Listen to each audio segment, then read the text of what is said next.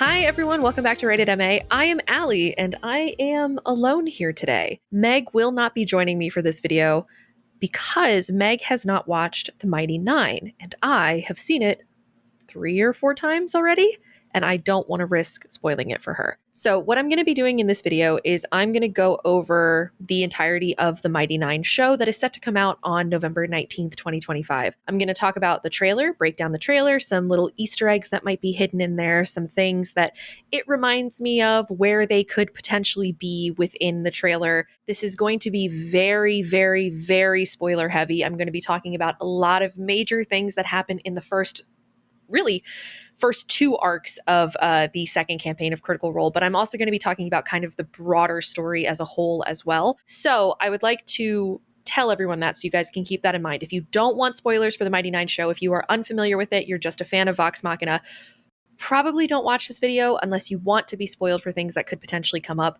I really don't want to be responsible for ruining someone's, view of the show. So first and foremost, this is a show based off of Critical Role, which is a Dungeons & Dragons group that has been streaming on Twitch and on YouTube for 10 years now. This is their 10-year anniversary this year, 2025. Their second campaign was called The Mighty Nein, which is what this TV show is based off of. They're marketing it as a spin-off to The Legend of Vox Machina, which is just a way to get fans of the TV show, but not of the campaigns, over here as well, since it all takes place within the same universe. Where Vox Machina takes place in Tal'Dorei, this campaign takes place in the continent of Wildemount. And really, when you look at the map, they kind of go all over Wildemount. The main conflict of this campaign is that there are 2 warring empires that are on either side of this continent. There's the Dwendalian Empire, sometimes just referred to as the Empire, and then there's also Xhorhas, which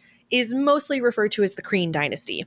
This campaign setting is kind of loosely inspired by Europe. The Empire has a lot of Germanic influence, I think is a good word for it. It has a lot of Germanic influence, while the Dynasty has kind of like a French influence as well. Some of the accents from those regions do feel like that. And then you have something called the Menagerie Coast, which is kind of like southwest of the Dwendalian Empire, which has a very Slavic feel to it. But the campaign also expands into the north, into Isocross and Aor, and also goes south into places like the Menagerie Coast with Zadash and Nicodranus and the likes. But for the most part, this story takes place almost entirely in the continent of Wildemount.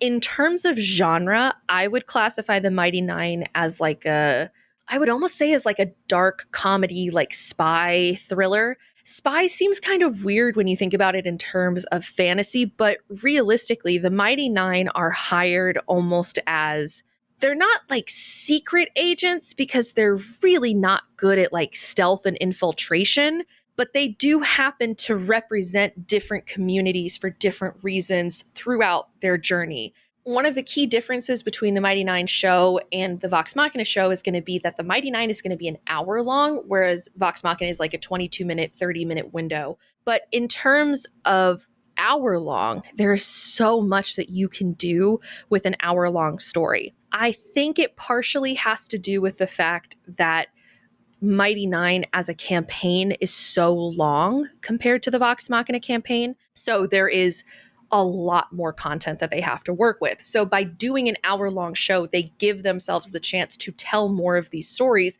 I also think that in terms of an hour-long, the Mighty Nein is really going to lend itself to an hour-long just because the characters are so interesting that we want to spend time with all of them. I think that was the one pitfall for me personally, with Vox Machina, was that I did not care about all of the characters the same amount. But for me personally, the Mighty Nein characters, I loved every single one of them. And I think that's one of the only campaigns really that I feel like I can say that. So with that being said, let's talk about the characters. Let's start with my favorite Critical Role character of all time, Caleb Widogast, who is a human wizard from the Dwendalian Empire. He is from a place called the Zemni Fields. He has a Zemnian accent, which is just German. Caleb is kind of a broken down man who has way more secrets than he knows what to do with. He is initially very selfish. not so much of a team player, but for as secretive and untrustworthy as he is unerringly kind. You have Ford Stone, who is a half orc, who is a warlock of a sea god named Ukatoa. Ford is a charismatic leader figure for the Mighty Nein, who also has more secrets than he knows what to do with. You have Jester Lavore, who is maybe one of the most popular Critical Role characters of all time. I would argue it's between Jester and Caleb. Everyone loves Jester. Everyone knows Jester. Can I admit to you guys that I didn't like Jester when I first started watching The Mighty Nein? Is that sacrilegious to say? I really didn't like her. I didn't like Bo either. We'll get to that in a minute. I like her now, though. Don't worry. Please don't come after me with pitchforks. I like Jester now. She's totally fine. I just didn't like her at the beginning. Anyway, Jester is a fast-talking, loud-mouthed, little blue tiefling from Nicodranus who grew up in a brothel, and her mother is a sex worker, which is like one of the coolest backstories ever. I don't think, well, first of all, I know I've never seen anything like that. And second of all, I don't know if anyone else could do it better than Miss Laura Bailey. But Jester is a sheltered child who lived her life within the halls of a brothel and is now kind of on her own in the world for the first time. She is a cleric of a trickster god named Artagan, or the Traveler. And he convinces her to do a lot of horrible things to people. For as cruel intentioned as she can seem, in that she's constantly pulling pranks and making people the butt of jokes, she's almost always doing it to make someone feel better or to make someone laugh. And I really appreciate that as a character trait.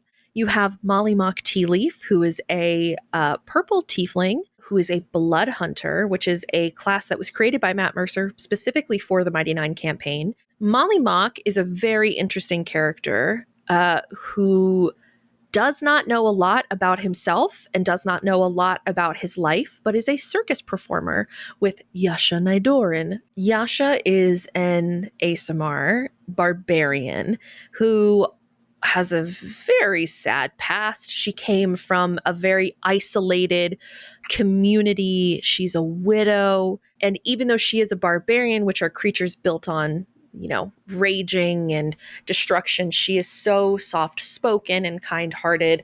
And even though she is this big hulking woman, she has a heart of pure gold. You have Not the Brave, a little goblin girl from Allfield, I think is what Not says, is she's from Allfield, who is partnered up with Caleb. She meets Caleb in prison, actually. They meet in prison. And she is brash and abrasive, but very, very protective of those she cares about. She is also an alcoholic, which I want to get into a little bit more when we actually do the trailer breakdown, because I think that is one of the best character choices I've seen in a Critical Role character. And last but not least, there is Beauregard Lionette, who is a human monk of the Cobalt Soul. Beau is a rough and tumble girl, and I think Marisha described her once as she was the firstborn daughter to a man who only wanted sons, or something akin to that. She's very rebellious and loud-mouthed,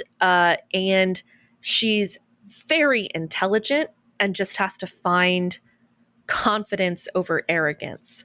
It's kind of how I would describe her. And technically within the Mighty Nein, there's Essek Thalis, who we'll talk about soon, who's not in the trailer, but is the love of my life, so we should talk about him. Essek is a drow wizard, drow meaning dark elf, a drow wizard from the Kreen dynasty who has more secrets than he knows what to do with, but also is someone who is blinded by his ambition, doesn't really know when to quit, and also is very, very selfish in the beginning.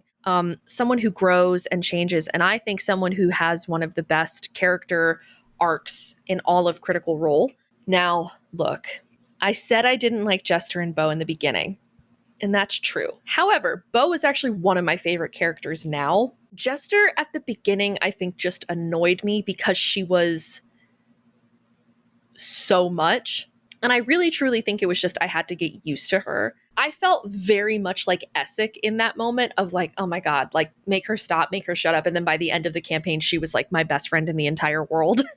Bo, I think her abrasive nature was just not my particular cup of tea. I do not particularly care for characters or people who are, in my opinion, rude or cruel or mean for no reason. I don't find that charming. And so there are a couple critical role characters who, over time, have been cruel or mean or rude, seemingly for no reason, in my opinion, and so it makes me dislike them. And in the early days of the Mighty Nein, I felt that Bo was a little rude. I think it is totally fine to change your mind and change your opinion about characters. I think that's how we're supposed to do it anyway.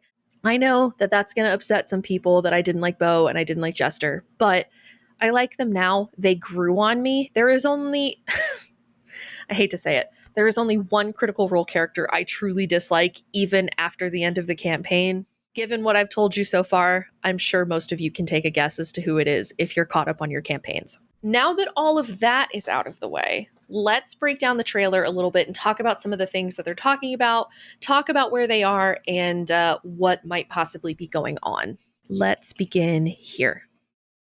Doing in that tent? I told you, officer, we were just passing through. Ford is using his old accent, as Laura and Chester call it, in the beginning of the campaign, and actually probably throughout this whole season.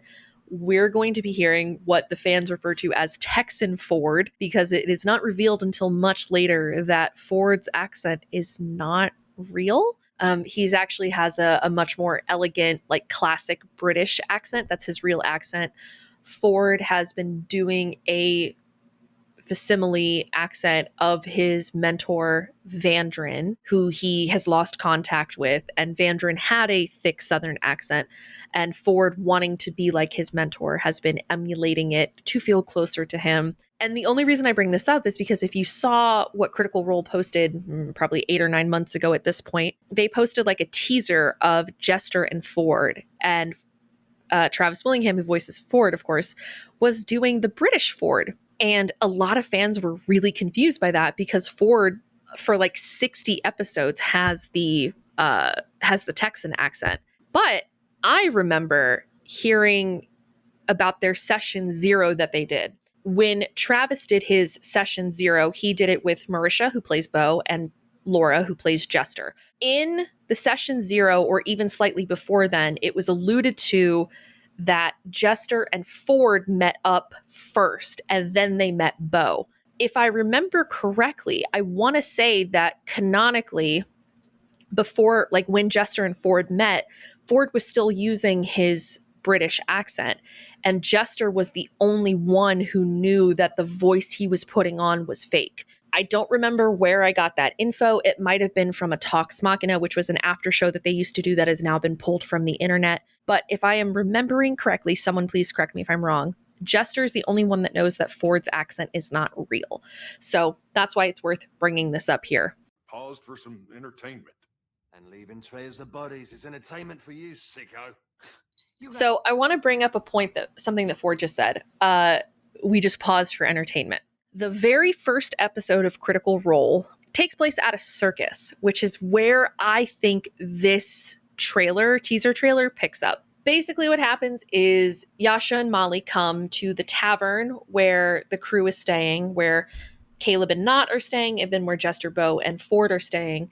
And they promote this circus, and the gang decides to go. They head to the circus. There is some sort of attack. At the end of the episode, they all get arrested, except for Yasha, which I'll talk about as soon as this trailer is over, since Yasha does not appear in this trailer. And I believe, if I am not mistaken, that this trailer takes place after they've all been caught at the circus, and they are currently being investigated by these security guards or whatever for their involvement in the death at the circus. Nothing on me. I didn't even have a weapon. Unless you count these pythons. You guys, this is just like a true crime novel. Two hot-headed dicks cranking up the pressure on the perp until she breaks. Ooh, which one of you is the bad cop? I take this seriously, miss. BT Dubs, your handcuffs are super janky. So Jester, she feels very hypersexual. And it's, again, I reiterate, she's very sex positive, I think is a good way to phrase Jester, because Jester grew up in a brothel and her mother is a sex worker. But for her, romance, all she knows about romance exists within the pages of smut novels. It's revealed later that Jester's never had her first kiss. She's never had a boyfriend. She's never, had sex with anyone. And for her, the only thing she knows about romance and knows about love come from books, which I think is fascinating as a character choice. And then she says something here that I love too. Mama uses are so much harder to get out of. Her mom using the handcuffs because her mom is a sex worker. Maybe not you, big boy. This is Not the Brave. Not the Brave is an alcoholic, and there is a mechanic behind this that plays into actual D&D gameplay that I love. I think Sam Riegel was a genius for doing this because I think, for one, I think it is a fascinating character choice. And I think it's also a very rewarding character choice. So in Dungeons and Dragons, you can have a condition called drunk. When you are drunk, you are under the drunk condition. That condition gives you a penalty to a lot of your attack rolls, your saving throws, any ability checks that you make. So like persuasion or deception or things like that. But you are immune to being frightened. One of the main things with Not the Brave is that she is a coward. And this was because you have to understand the lore of Liam O'Brien and Sam Riegel first.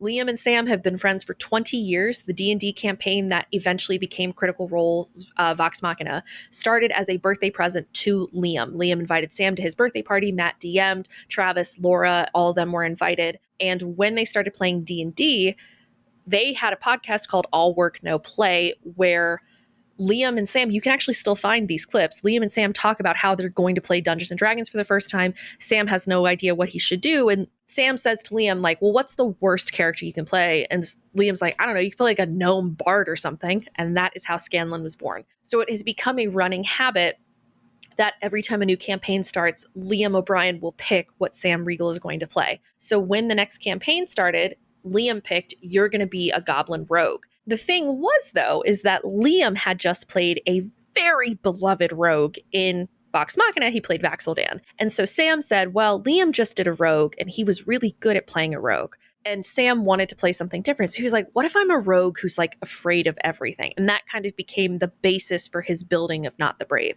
And after that, he said, well, if I'm drunk all the time, I can't be afraid. So he made her an alcoholic.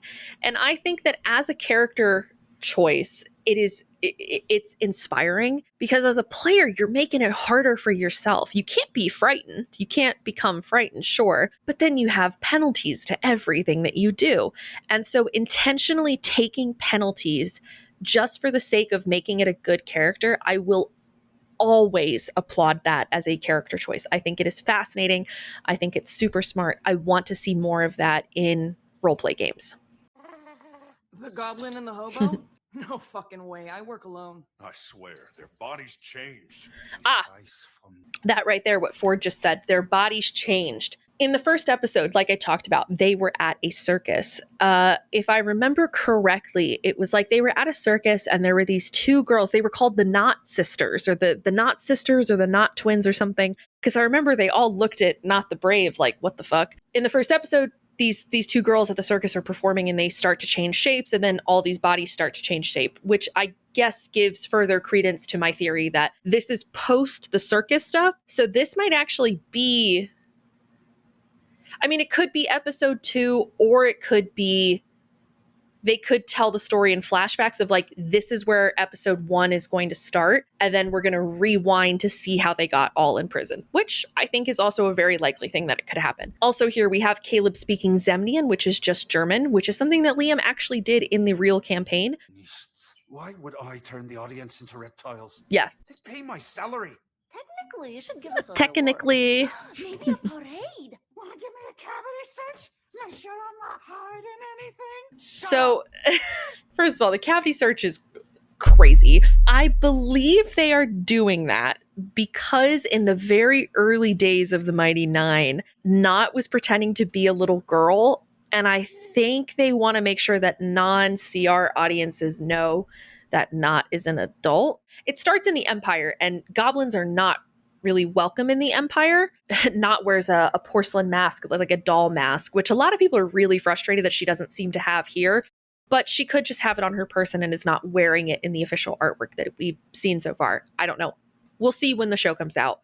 Because goblins are not liked where they are, she bundles up a lot and pretends to be a child. And I think because the show is so mature and will be just as mature as Vox Machina, if not more mature, because the themes are a little bit darker, they have to make sure their audiences know that Not is not a child.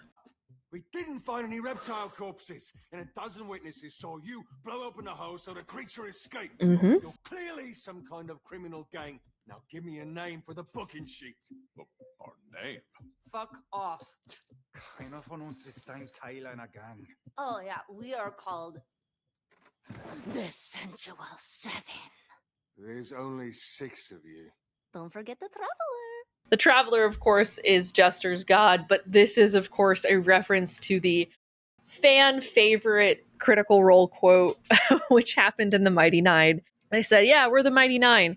Someone said, Mighty Nein, there's only 7 of you. And Ford, quick as a whip, was like, oh yeah, we lost 2 of them in the sewers. And it's very funny, and it makes me laugh every time I hear it. But this is the end of this trailer, the Central 7. You've got, here in this artwork, you've got Jester's dicks. She draws dicks everywhere. Her little unicorns, which become, is this the Traveler with boobs? Shut up, I just noticed that. Her little floating unicorns, which become her spirit guardians later on in the show. This is so funny. This is cracking me up. There's candy and all sorts of stuff here. Now that we've broken down the trailer a little bit and talked about everything that I could possibly think of in that 2-minute trailer, I would love to talk about my predictions for the casting. They released the guest star list, and there are some names on this frickin' list, first and foremost. The only confirmed one that we have so far is Mark Strong, who is going to be voicing Trent Ickathon. Trent Ickathon is the man that ruined Caleb's life.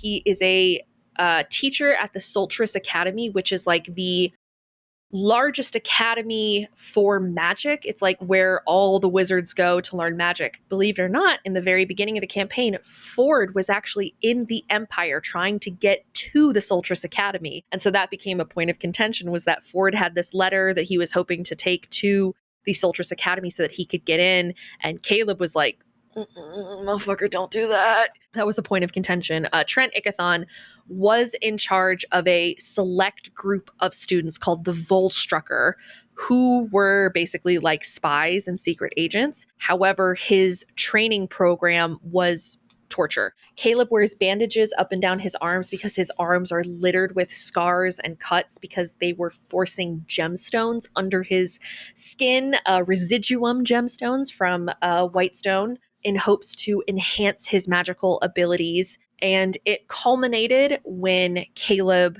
was tricked into killing his parents. He murdered his parents. He set their house on fire.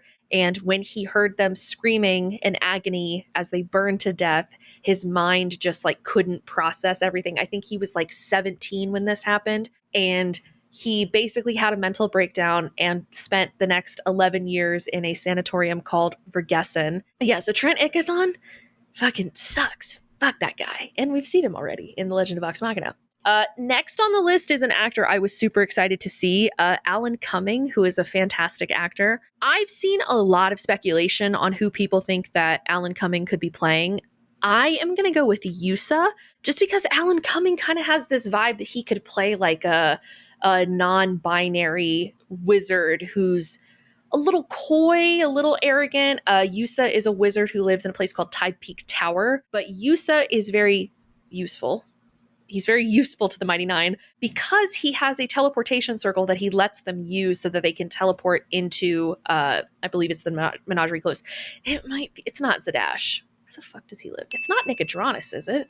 And another thing with Yusa is that as repayment to him for letting him use their teleportation circle and for helping them out of a bunch of stuff, they end up giving him something called the Heirloom Sphere, or the Archmage's Bane, that the Mighty Nein have lovingly named the Happy Fun Ball, which is almost like a I always think of it in my head as like a Rubik's Cube. It's basically some sort of sphere that can turn, has runic dials and stuff on it. And when it's turned to a certain combination, will suck people inside of it. And within it is a maze of rooms and things that contain treasure and arcane artifacts and stuff. But it's called the Archmage's Bane for a reason. And there's a whole amazing arc that takes place where they get to go into the Happy Fun Ball, and I am personally very excited to see that coming up because that's one of my favorite parts of the campaign. I actually just rewatched those episodes like last week. Up next is Tim McGraw, which stunned me in my tracks, but I was reminded Tim McGraw is technically an actor. He was in The Blind Side, the movie The Blind Side. He plays the dad in The Blind Side. And I am almost 100% certain that he is going to be playing Vandrin, Ford's mentor.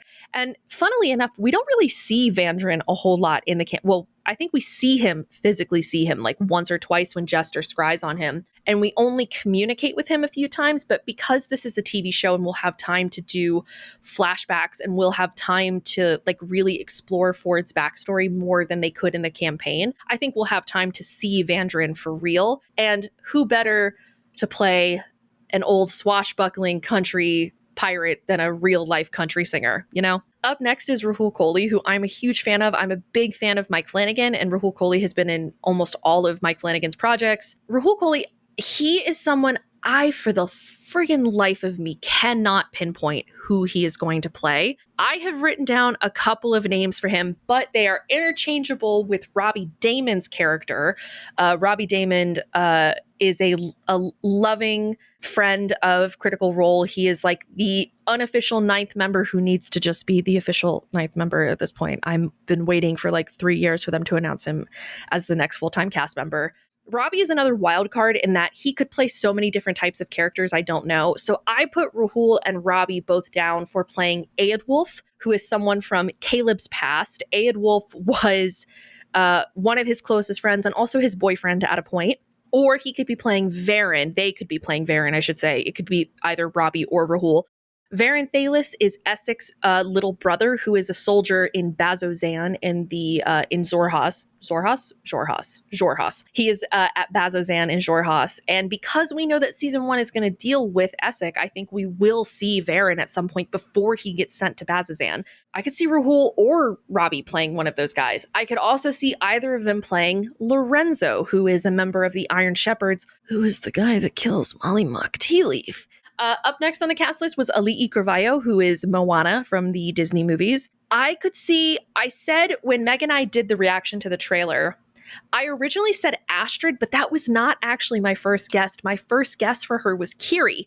Kiri is a Kenku. Kenku are like these bird-like creatures in D&D who can only speak words that have been spoken to them or words that they've heard. So their language is built on what they hear from others, so she can only parrot other people's words. And she can also mimic voices, so I don't know. It might just be, Laura, Ashley, all of them who are voicing Kiri technically. But I think that Ali'i is young enough to voice someone like Kiri, who Kiri is like, I don't know that she's a child, but she's childlike when they meet her. So I'm not 100% sure. I also put down Clarabelle Clay, who is Caduceus's little sister. Caduceus is Talison's second character after Molly dies. The only thing with that is that I don't know that we would meet Clarabelle in this season. It was just a thought that I had. I also put down Astrid again, just because, she could be Astrid, I guess. In flashbacks, if Astrid's younger, Ali'i's she's probably around my age or a little bit younger. And I'm 27, so she's a little bit younger than me.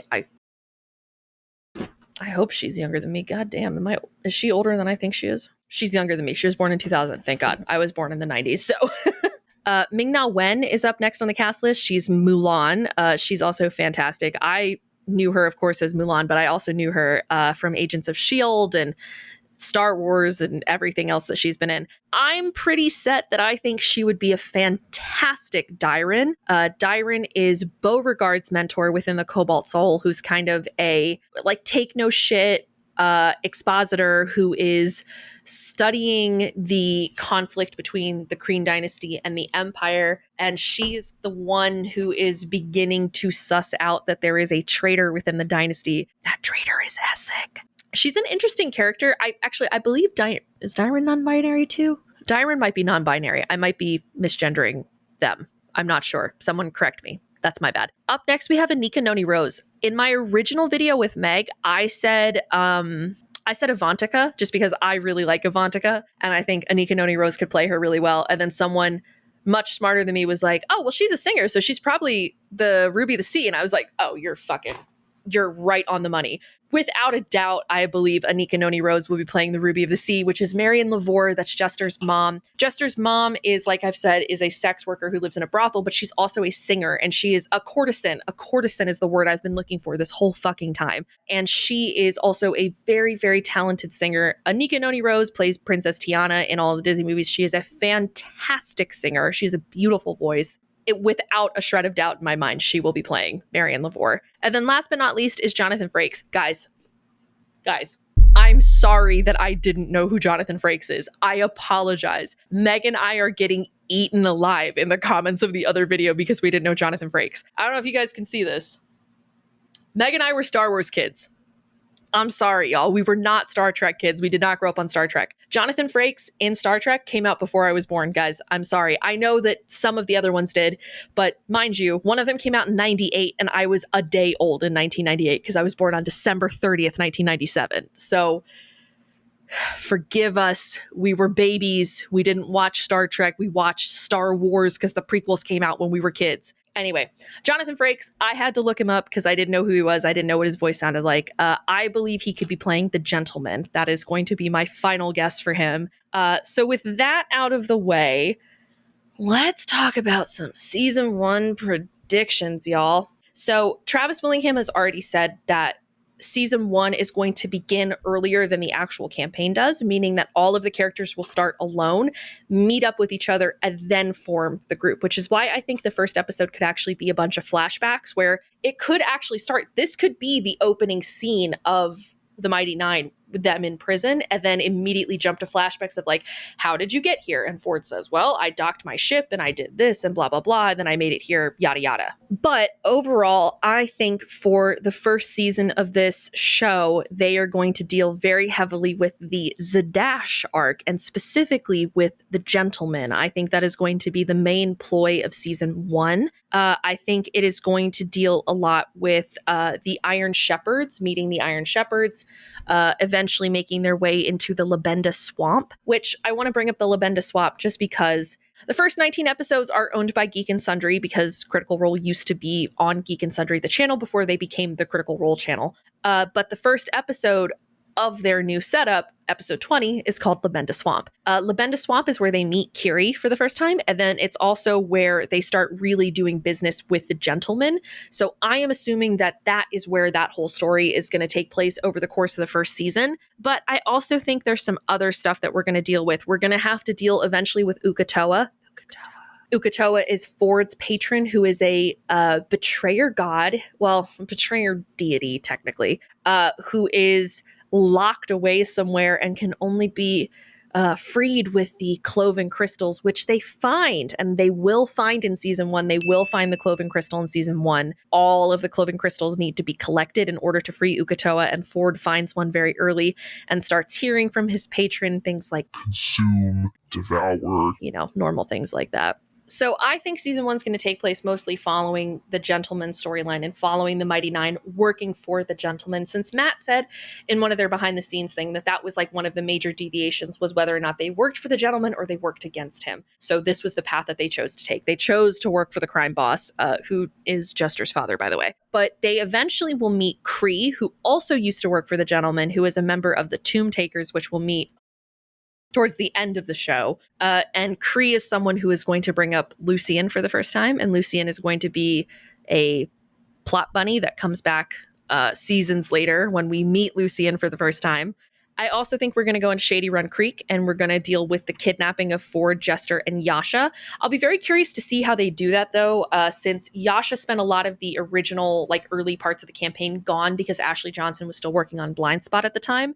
But I think they're going to do the same thing they did with Pike, where Yasha will return to the group and will actually be more present for things, meaning that Yasha will inevitably be present for Molly's death because Molly will eventually die to a group called the Iron Shepherds, who are out of Shady Run Creek. They're the people that take Ford and all of them And so my prediction is that episode 11, if it's 12, let's say it's 12, my prediction is that episode 11 will end with Molly Mock being killed, and episode 12, the season finale, will end with them meeting Caduceus Clay. And I think that is going to be where we pick up in season 2 with Caduceus now a member of the Mighty Nein, because that's just how storytelling works. That's almost always where it happens. The second to last episode is almost always the big climatic moment, and then the last one is usually one where they wrap up everything.